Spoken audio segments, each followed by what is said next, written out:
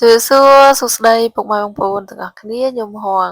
សូមស្វាគមន៍មកកាន់ Facebook ឬក៏ YouTube របស់នាងខ្ញុំចាស់ព្រោះវីដេអូនេះខ្ញុំថតដាក់ទាំងពីរនឹងឯងក្នុងវីដេអូនេះខ្ញុំអត់បានមកធ្វើម្ហូបឬក៏ចែករំលែកពីចំណេះដឹងអ្វីទេពុកម៉ែបងប្អូនខ្ញុំគ្រាន់តែឲ្យពុកម៉ែបងប្អូនបានលំហែជាមួយនឹងទេសភាពពណ៌បៃតងពីដំណាំដែលនាងខ្ញុំដាំចាស្ពៃយាកាស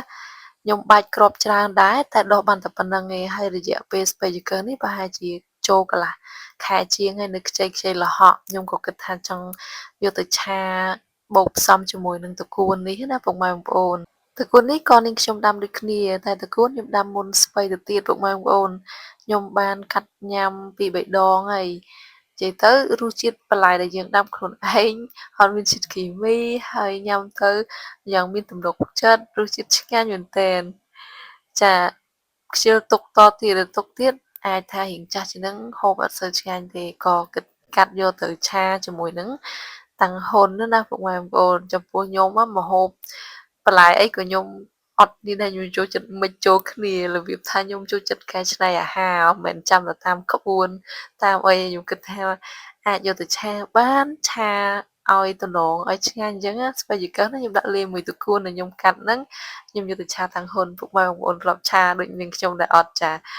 បើធ្លាប់ទេឲ្យសាកល្បងបានធានាថាឆ្ងាញ់ពុកម៉ែបងប្អូនពេលឆាហ្នឹងដាក់ប្រេងខ្យងដាក់ជាមួយនឹងសាច់ជ្រូកចិញ្ច្រាំទៀតណាសាច់ជ្រូកចង់ចិញ្ច្រាំក៏បានអត់ក៏បានដែរឬមួយទៀតពុកម៉ែបងប្អូនអត់ចង់ដាក់ត្រកួនទេពុកម៉ែបងប្អូនក៏អាចដាក់ត្រឹមតែស្ពៃយាកាសស្ទាយបដោះផ្សិតភ្លៅមាន់ឬក៏ផ្សិតច្បើងជាដើមពុកម៉ែបងប្អូនមិនថាបន្លែតិចឬក៏ច្រើនទេពុកម៉ែបងប្អូនឲ្យតែទទួលបានពីរបស់ដែលខ្លួនឯងធ្វើមិនថាអ្វីក៏ដោយគឺយើងសប្បាយចិត្តយើងមានមោទនភាពខ្លាំងមែនទែនចាហើយត្រូវខ្ញុំនេះខ្ញុំស្រឡាញ់ធម្មជាតិខ្ញុំយកចិត្តការដាំដំណាំដាំបន្លែប៉ុន្តែគ្រាន់ថារាល់ថ្ងៃនេះខ្ញុំអត់ទាន់មានលទ្ធភាពទិញដីធំសម្រាប់ដាំទេអញ្ចឹងហើយមានប៉ុណ្ណាខ្ញុំធ្វើបានប៉ុណ្ណឹងបន្ទាប់ពីកាត់រួចហើយខ្ញុំក៏នៅតែបន្តដាំ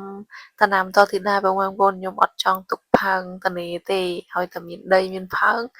ខ្ញុំបន្តទាំងអស់នឹងចាមិនថាផ្កាមិនថាត្រប់ស្រួយឬក៏សណ្តែកគួខ្ញុំដាំសាមុនដុះប៉ុន្តែដោយសារតែដាក់នៅខាងក្រោមហ្នឹងរៀងម្លប់ចឹងហើយអត់នេះទេបងប្អូនអត់លូតវែងអត់ទទួលបានផ្លែហូបទេនិយាយរឿងផ្កាបងប្អូនផ្កាកាឡាបនេះមួយខ្ញុំដាំមិនងាយចង់ដុះទេយកមកនឹងទាំងងាប់ហ្មងប្រហែលមកពីពេលខ្ញុំដាំហ្នឹងខ្ញុំដាក់ទៅក្នុងម្លប់ខ្ញុំបានដាក់នៅខាងក្រៅត្រូវពលឺគ្រាប់ពូជដំណាំខ្ញុំមានច្រើនណាស់បងប្អូនមានតាំងពីត្រសក់ត្រប់ស្រួយផ្កាសណ្តែកគួរដោយសារគាត់ធ្វើប៉ូលីសចឹងខាងរដ្ឋគេចែកឲ្យហើយគាត់ឃើញខ្ញុំចូលចិត្តដាំក៏គាត់ផ្ញើមកពីស្រុកតាមម៉ែខ្ញុំឲ្យខ្ញុំចាដល់វគ្គដែលនាងខ្ញុំកាត់តកួនវិញម្ដងហើយបងប្អូនតកួនខ្ចីអញ្ចេះណាបងប្អូនអាចយកទៅធ្វើជាជ្រក់ក៏ឆ្ងាញ់ដែរដាក់ជាមួយនឹងទឹកក្រូចឆ្មាទឹកត្រីបន្តិចប៊ីចេងក៏ដូចជាអំបិលម្ជិបអីលាយចូលគ្នាសព្វប៉ុន្តែមុននឹងយកធ្វើជាជ្រក់តកួនហ្នឹងត្រូវលាងទឹកឲ្យបានស្អាតសកជាសរសៃឆ្មាតៗតូចៗយកត្រាំជាមួយនឹងទឹកកក